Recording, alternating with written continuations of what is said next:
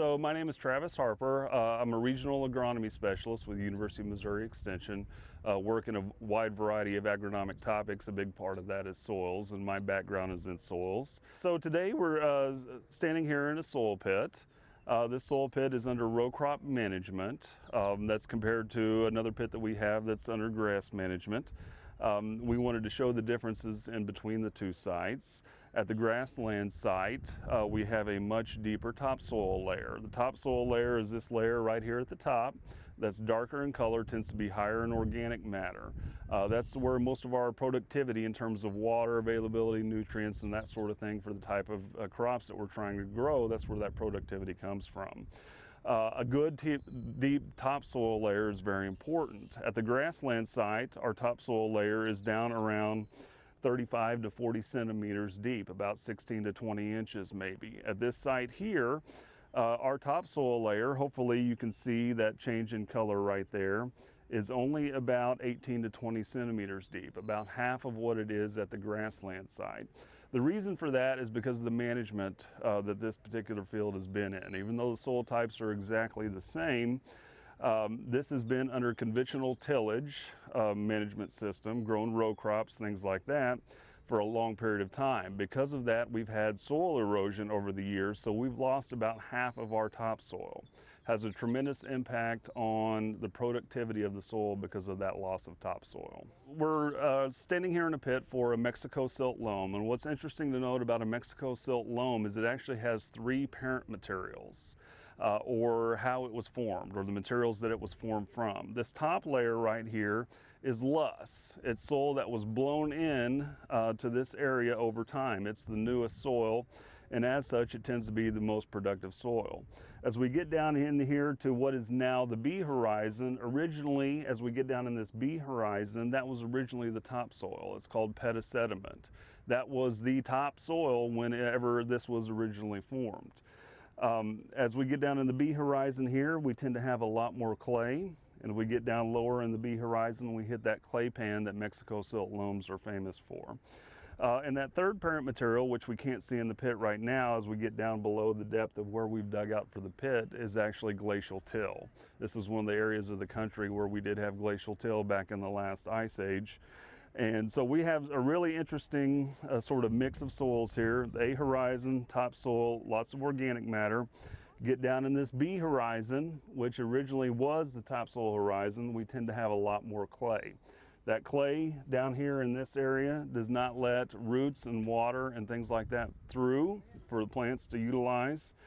So that really limits productivity. And as we get down here deeper in the soil pit into the C horizon and beyond, we tend to have a lot higher clay levels, and our roots of our plants don't typically reach down that far.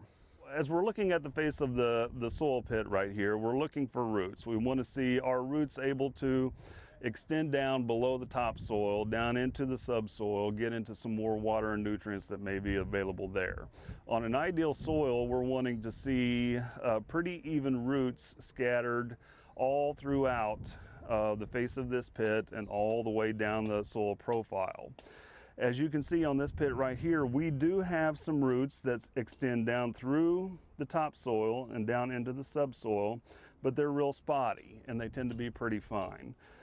So they do reach down there. The higher levels of clay don't necessarily completely limit root growth, but you can see it's pretty sparse compared to our grass pit soil that tends to be a higher quality soil.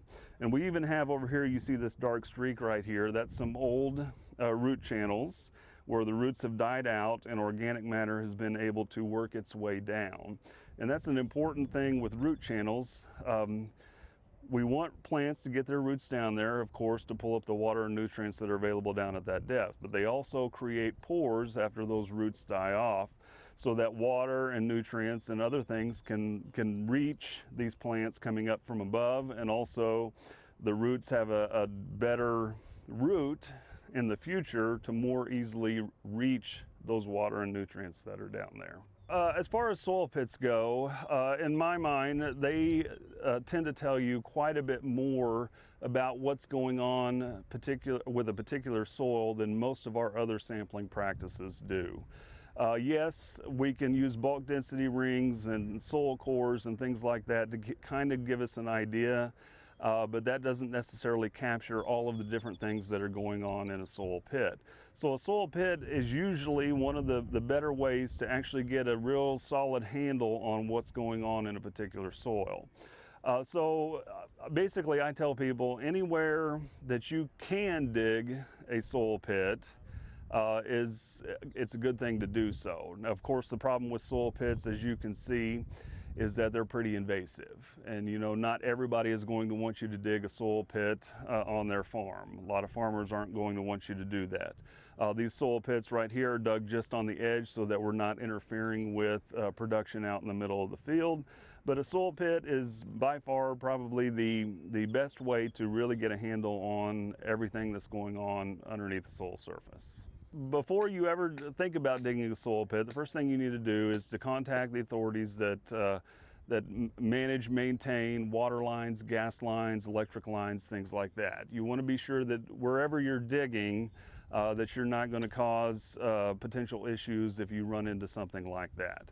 And a lot of people will think, well, I'm out in the middle of the country, out in the middle of a rural area, there's nothing out here. Well, there's a lot of stuff out there. There's a lot of old oil lines, gas lines, things like that from way back when. So that's the first thing as far as digging a soil pit. You need to know that the area is safe to dig. Second thing with the soil pit, obviously we need to have that perfectly vertical face, generally something that people can easily see even if they're standing up around the pit and not able to climb down into the pit. If you want people to come down into the pit, which is always a good idea, you want them to be able to get up close and see the different structures in the soil, to take some of that soil and feel it and see the differences in the texture. You want to have it easily accessible. This pit here has had stairs that have been dug to make it a little bit easier for people to travel down to the bottom of the pit.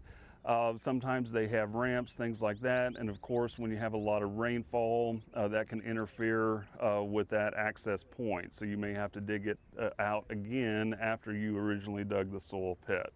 Other than that, it's basically when we have a lot of rainy weather, you'll have a lot of moisture down in the bottom of the pit that can make it difficult to get around. So usually most people that dig soil pits will also carry a pump to pump the water out. We pump the water out of this one multiple times because of the rain that we've had, and that's just something that you're going to have to deal with if you're using soil pits.